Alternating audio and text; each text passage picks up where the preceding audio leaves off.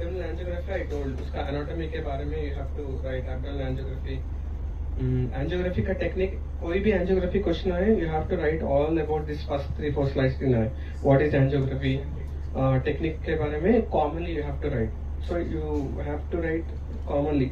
उसमें contrast agent कौन सा यूज करते हैं, ओके, यूजेस कहाँ पे यूज है, एंड प्रोसीजर का क्वेश्चन कैसा है, वो करके व्हाट आर द प्रिकॉशंस, ये सेम हर एक एंजियोग्राफी को लिखना. So you have 2 things here, note on abdominal angiography, technique and anatomy, वो शॉर्ट क्वेश्चंस में.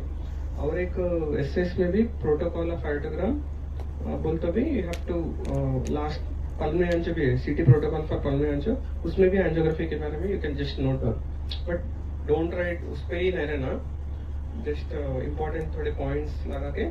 then you have to come to one phase. this is abdominal aortic angio. अभी ऐसे में third ऐसे ना सीटी प्रोटोकॉल आयोटोग्राम में you have to write this is aortogram, only aorta के लिए इमेज करें तो आयोटोग्राम, you have to write about the aorta, और उसमें आर्टिकल फेस कैसा है, और ये जस्ट बेसिक डायग्राम कहाँ यूज करते हैं स्टेनोसिस और एन्यूरिज्म में, okay, and what are the imaging, ये पल्मोनरी के लिए, ये दिस इज पल्मोनरी एम्बोलिज्म के लिए ये. और एक question, last question, CT protocol of pulmonary angio में you have to write AP lateral लेते हैं, scout, timing of the bolus in the carina, then helical CT time bolus, speak for 5 seconds, contrast ये है, craniocaudal direction ऊपर से नीचे, from diaphragm to the lung apices, caudocranial, sorry, diaphragm से नीचे से ऊपर लेते हैं. तो बेसिक उसका एनाटॉमी लिखना. ये एब्डोमिनल आयोटा के बारे में you have to write this.